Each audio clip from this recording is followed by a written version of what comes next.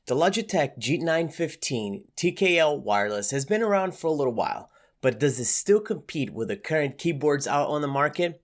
I've already done the legwork for you, and I want to share if you should or should not grab this multi-purpose wireless keyboard for your setup. Let's go. Hey everyone, Diego here. Welcome to Tech Unafraid, where I help you take the fear away out of new tech. As a keyboard enthusiast myself, I'm always looking for the next awesome keyboard to be part of my setup.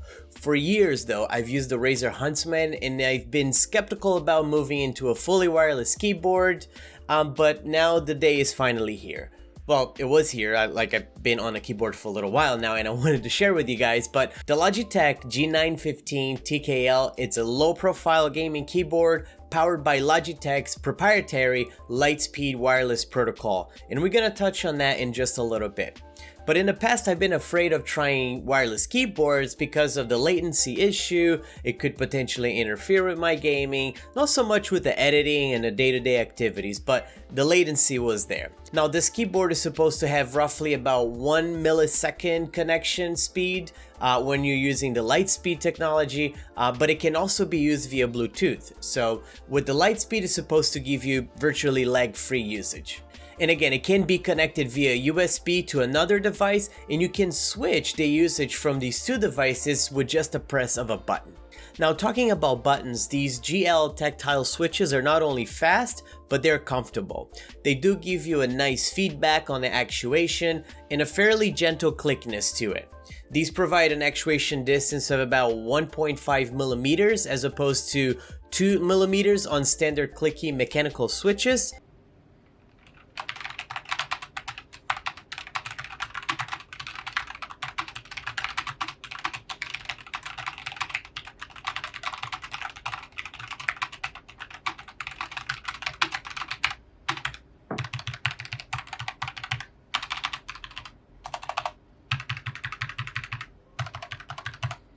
I'm not sure if it's a placebo effect or not, but I have not noticed any lag on these switches at all. On the contrary though, I feel like due to the low profile keys and only about 50 grams of actuation force, the keystrokes tend to be or register a little bit quicker for me.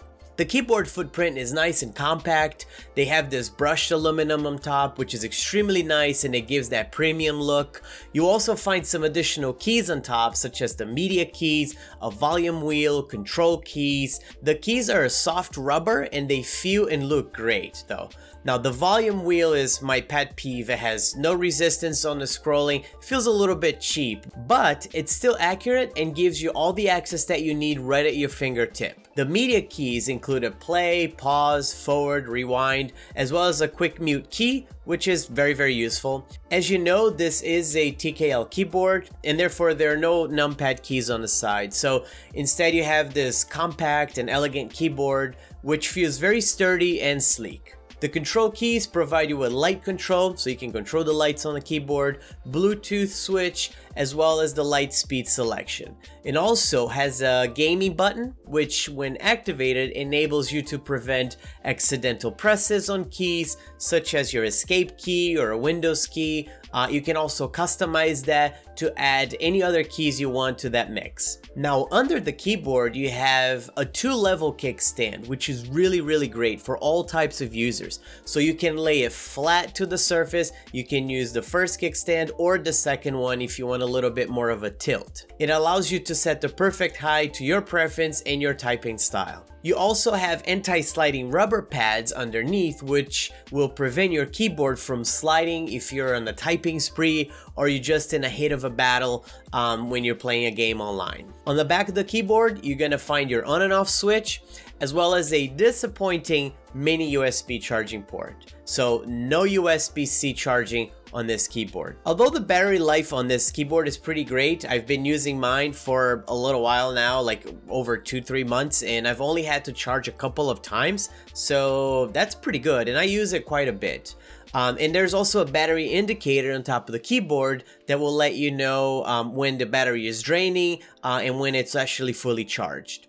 Now, my favorite part of the keyboard, if you know me, it's not just the slew of cool features that it packs, but also that it's white. This is hands down an awesome looking keyboard, and if you know, it's hard to find good quality white peripherals out there, and Logitech really nailed it on this one. The G915 is not only sexy, but also the perfect footprint for your desk. Whether you have a small gaming area or large, it's all the real estate that you need for that additional mouse movement. The keyboard also brings all the lighting effects from Logitech Light Sync, which are pretty standard to what you see out there on other keyboards, so you have your breathing, ripple, wave, etc. However, you can also change the color to specific keys if you wish to do that as well. Price-wise, you're probably gonna pay roughly about 200 bucks on these keyboards, give or take a little bit more if you manage to snag a good promotion on Amazon. I'm gonna leave some links right in the description for you to check it out and see if that's the keyboard that you might be looking for. I'm also leaving a link right here on the side with a playlist of other keyboards that I've reviewed here on the channel for you to check out. And if you've enjoyed this video, please don't forget to give me a thumbs up. And also, please consider subscribing to the channel for more videos like this very one. I will catch you guys on the next one. Thanks for watching. See ya.